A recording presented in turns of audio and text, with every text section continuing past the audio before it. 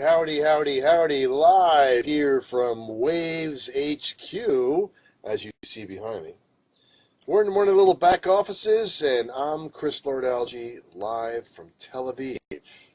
Welcome aboard, everyone. It's my first time here, and we're here to answer some questions. We're here to talk about some mixing, and let's get this party started. All right, so first, I'm glad to have you with us. Oh, here we go.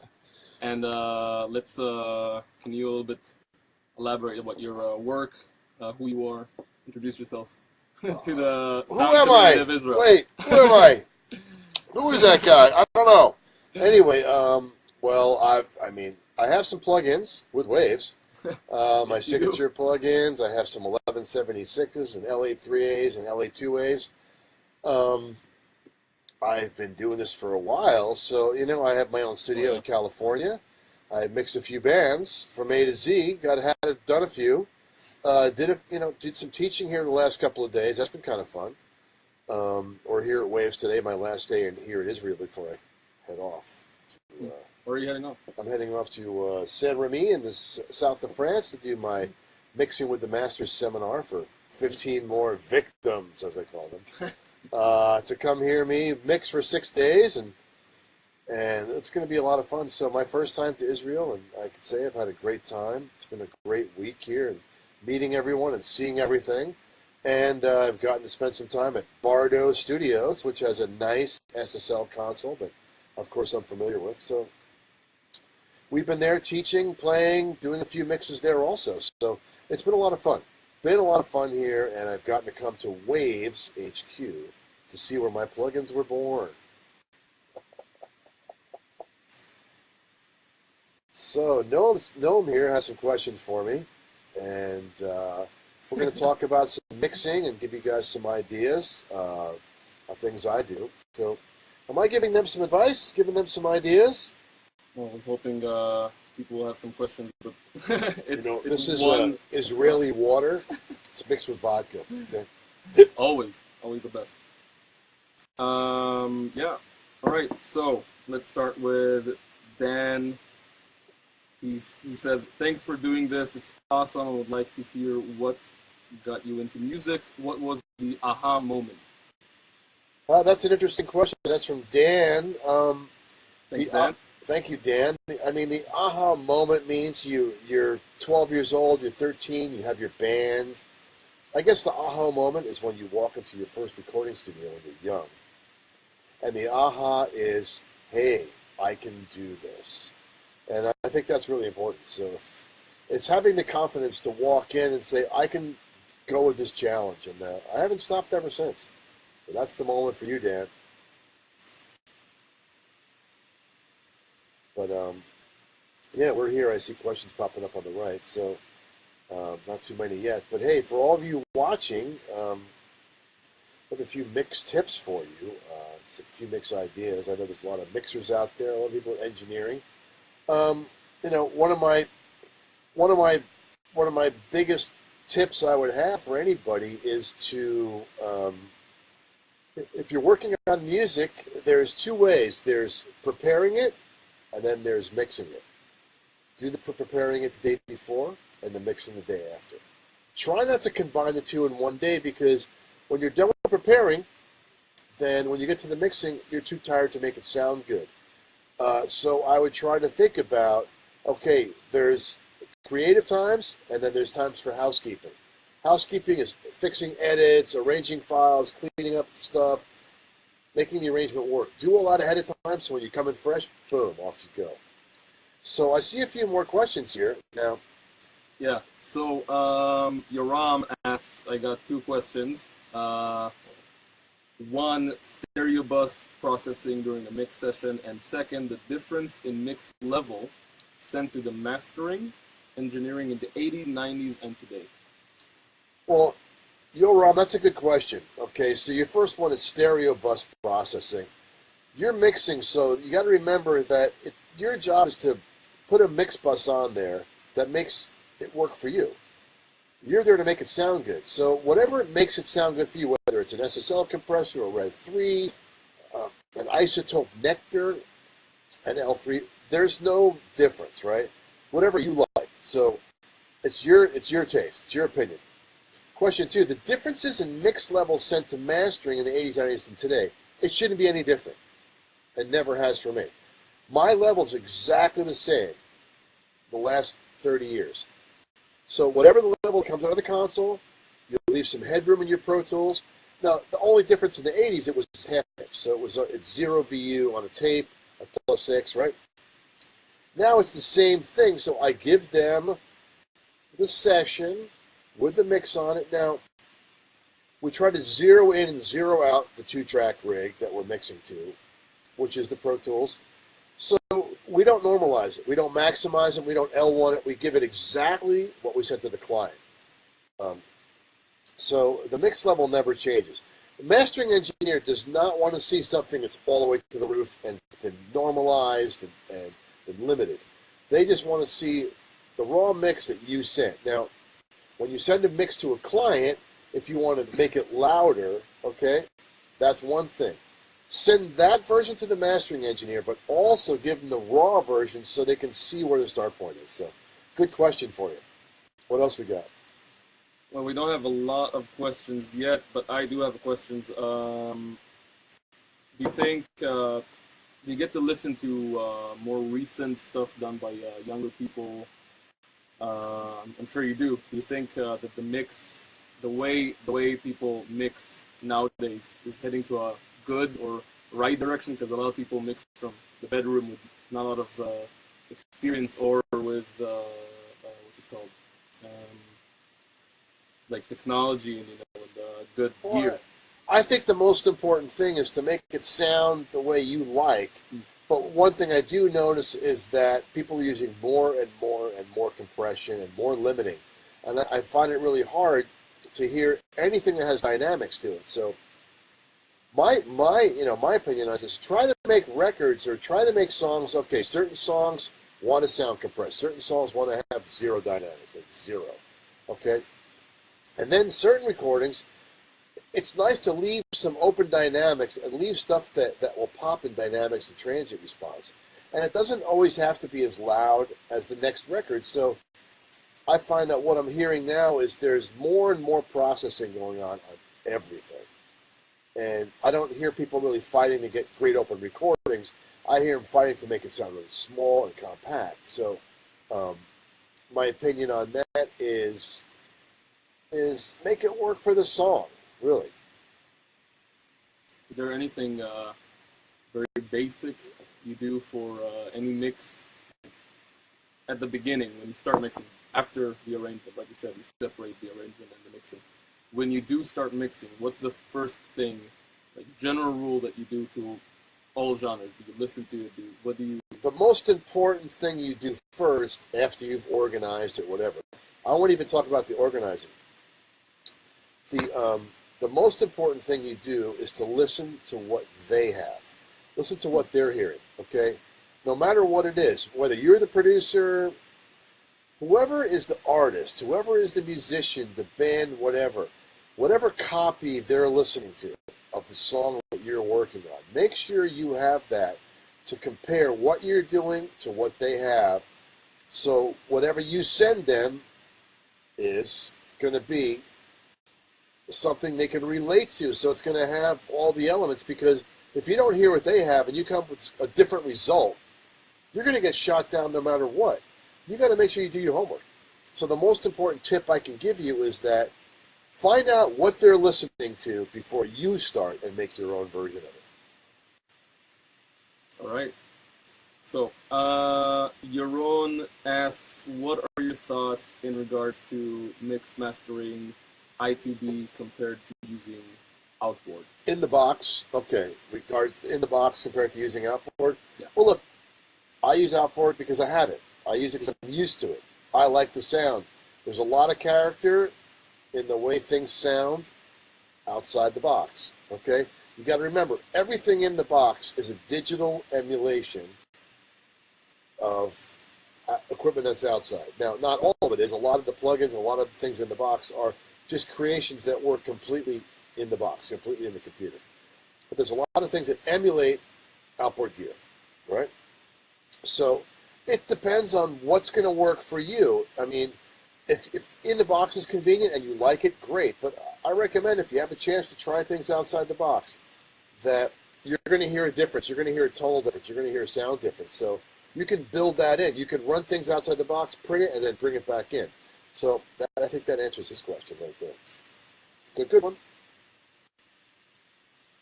All right, so pretty typical question, at least I think. Nimrod asks, how do you recommend using Sidechain on the mix? Is it a mixing? I think he's asking, is this a mixing tool or more of a artistic tool? There's a lot of debate, at least from what I know. Nimrod, that's a cool name. I mixed a band called Green Day, had a record called Nimrod. Here's a simple answer to that, right? Sidechaining is a completely artistic effect. Okay, if you sidechain the bus limiter, it's a sound, it's a dance, it's an EDM thing.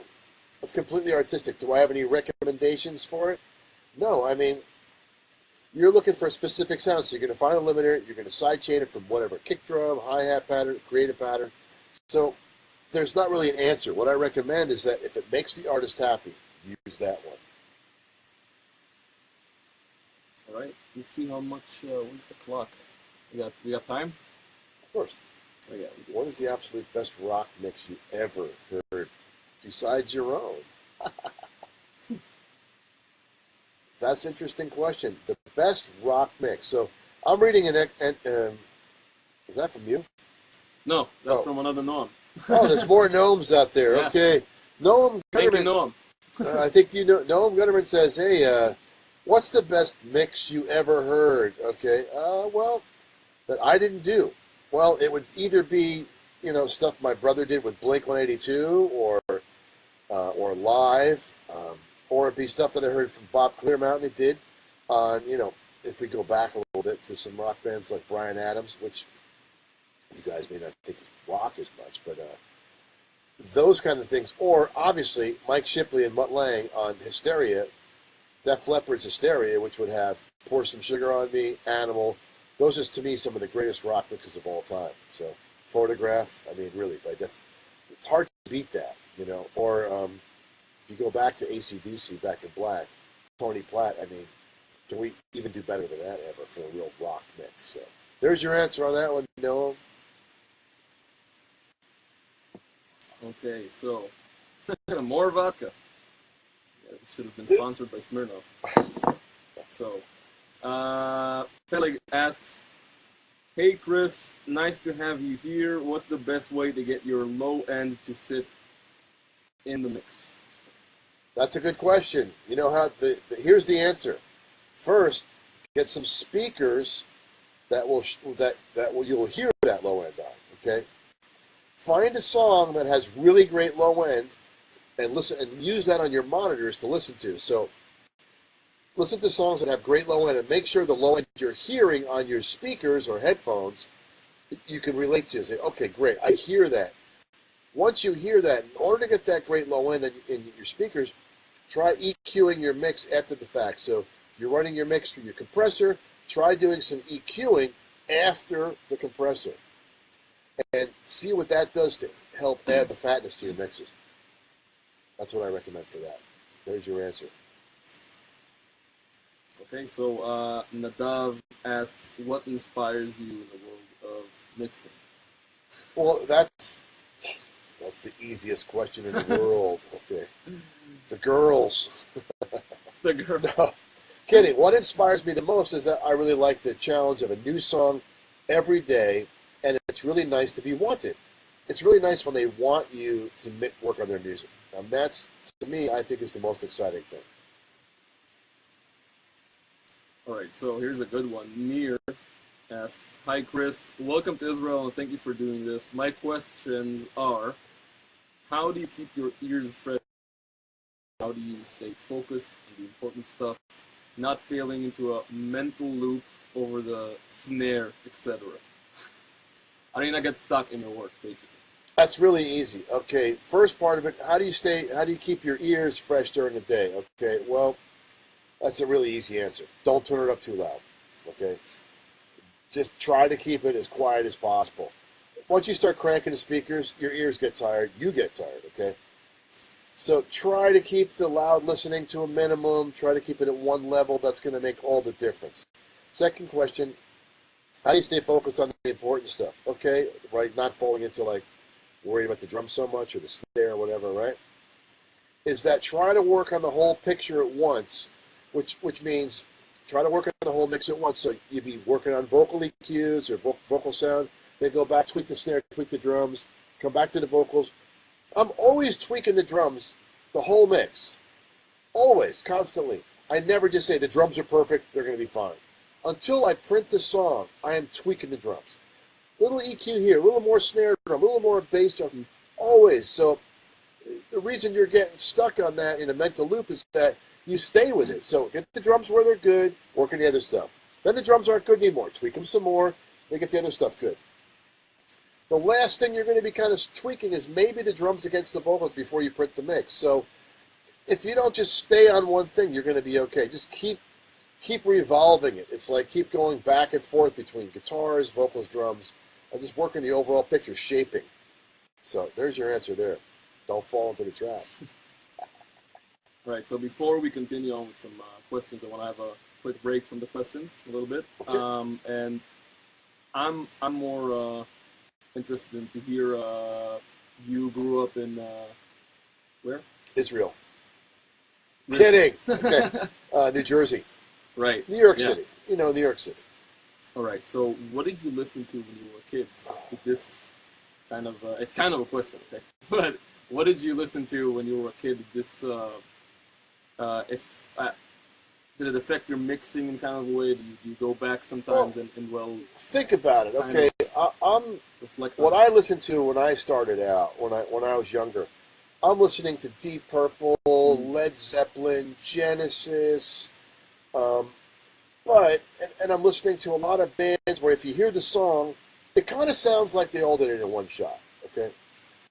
Some of these songs, like Deep Purple or a lot of these things didn't really sound, or the Beatles, didn't really sound super multi-tracked, okay? I didn't even know what that meant, and Led Zeppelin, even the same thing. It didn't sound, some of the Zeppelin songs didn't sound super multi-tracked. What did sound multi-tracked, though, was Stairway to Heaven. So I listened to Stairway to Heaven, I'm like, hey, that's pretty cool. There's a lot of stuff going on there, okay? That's not just a band playing. That is no way a band playing.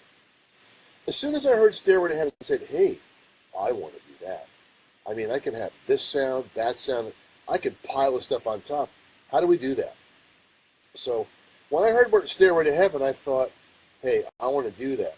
And literally, one of the first songs I cut with my band at that point in a studio on 12-track, right, was layering guitars and trying to get that Stairway to Heaven blend of like, wow, that sounds like there's 4 or 6 guitars playing the same thing.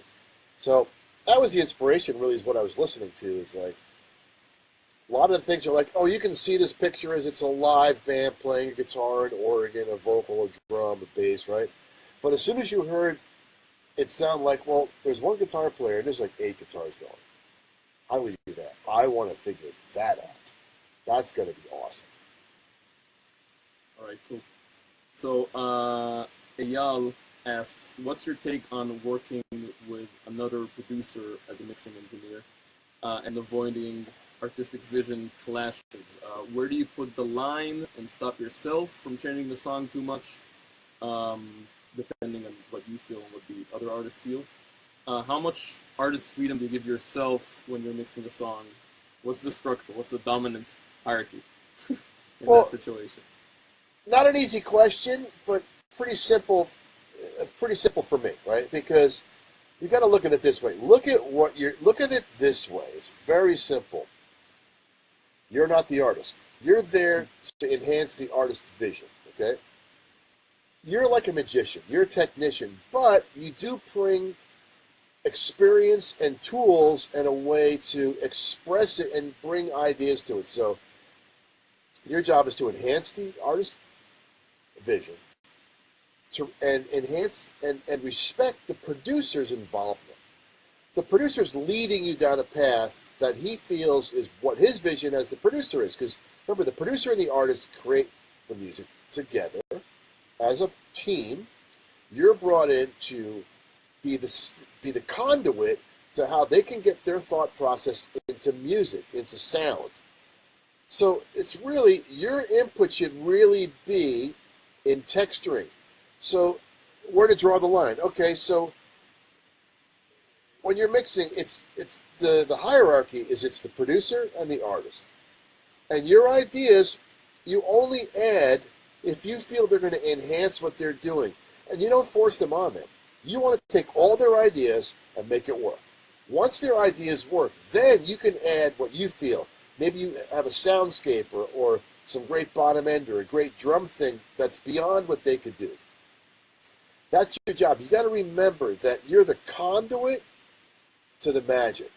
They're the creators of a vision. So you're really there to be invisible.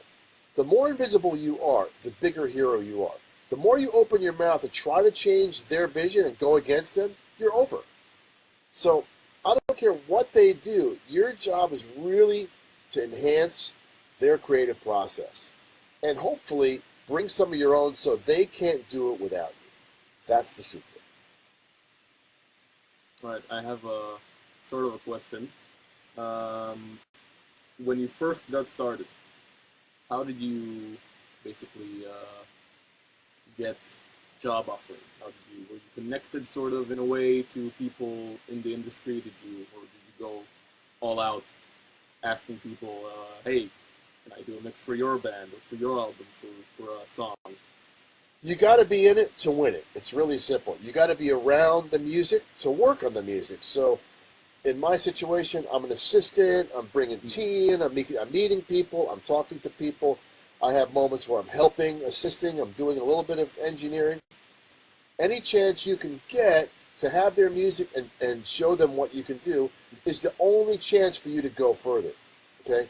And the only way you can do that is to be in that circle, to be in a studio, to be helping. If you have to go to a studio to help set up mics and hang out, there is going to be an opportunity for you at some point to go in there and be behind the console, be at the computer, help them with the audio, help them record. So whatever it takes, and you know what? Free is the way to start. And it's not really free. You're actually investing in your future by doing things for them, saying, hey, let me try a song for you. Let me have that song. I'll send you something back in 48 hours, and let me know what you think about it. That's the way you get started. All right. Now a very personal question. Hummus or falafel? Wow. Hummus, for sure. Hummus for sure. All right. We can cross that off the board. I do like falafel, though. But, hummus, and I've had some really good hummus. So. All right. So, how do you take... That's a good one. How do you take the fact that people are going to listen to your mixes on YouTube or mobile in consideration? Doesn't matter. It has nothing to do with it, okay? Here's why. You make the mix sound good for you, period. You don't worry about iPhones, computers. I mean, if you want to check it on your laptop, if you want to check it on your iPhone, great. But I'm not worried about doing anything different, ever. I always want to focus on my beliefs, what I think sounds good. Because if it sounds good on my couple of speakers or whatever I'm used to, it's going to sound good on anything. A good mix sounds good on anything. I never have to say, oh, well, I better EQ this for the iPhone, or I better EQ this for the laptop. Screw that idea. It's a bad idea. Never, because that's conforming. Don't ever give in to that. Just be confident enough that the sound that you're creating on your system works everywhere. So do you test inside the studio? Do you have like stuff? Obviously, you have like I mean, look, it's really a good idea to try it, to have what you're used to, okay? Listen to a couple other speakers, try it in the car, hear it on the laptop. The car test. That's it. I mean, really, the car test anyway. But to worry about, oh, maybe I should EQ it differently for the car, EQ it differently for the phone. If it sounds good, it's going to sound good on everything. And that's important. So only focus on making it sound good for you and the artist, not for the iPhone. Great. Yeah, there you go. Questions. And we are live in Tel Aviv at Waves HQ, the home of all signal processing and a mothership to audio here in Tel Aviv in Israel. So the big W. All right. So Yossi asks, what is your interaction with the artists' clients if you refuse to work with channels that were not recorded properly or something like that? Yoshi, that's a good question. Okay, let's take the second one first. Okay, your job as an engineer, your job as a mixer. Okay, your job is to make it work. Okay, we don't sit there and criticize it.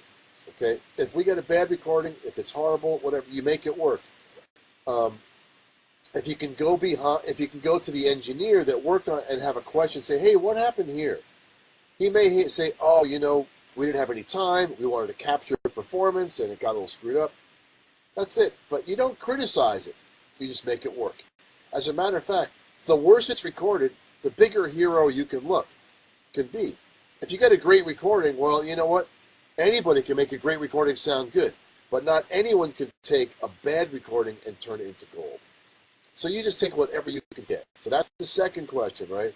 The first question, what is your interaction with the artist? You're there with great bedside manners. So you're there to make them feel like you can solve any problem they can bring to you. You're the magician. You're their best friend. But you're a companion in music creativity. You're someone they look up to and respect. Like you're almost like a father figure at some point. You're a peer in making it happen for them. So really, your job is to make sure that your relationship is with the artist is that of respect as a peer, and the only thing that matters is bringing their creative vision to fruit to bear. That's it. Okay. And I'm friends with all the artists. Well, we have a little bit more time. Do you want to talk a little bit about, I don't know, do you have any stories? Let's talk about this hummus falafel thing one more time, because I want to know where the best one is. Vote in the comments, hummus or falafel? Look, here's the bottom line, is that the best thing you can learn, from experience is that you need to be in these situations as the most positive person going. Positive, uplifting, friendly. You're friendly to everybody. You listen to everybody's opinion, but you take no sides. Okay? So you never side against one against the other. You're there to absorb all the information, make it all work for everybody, and never criticize anything. So you have to really play the middle with this, because everyone's looking for a reason everyone's looking for your mistake. They're looking more for the mistake you make, not when you do something great. So you got to always be prepared for that. So in order to succeed, you want to have a really positive outlook. And it doesn't take much for them to try to shoot you down. Believe me, I fight this fight every day. I want to make sure that I'm always, put in a good light. So I see a question here about something. About A being, what is that? Okay. Which one? Okay, so I'm just reading a question for Mayor, right? And it says,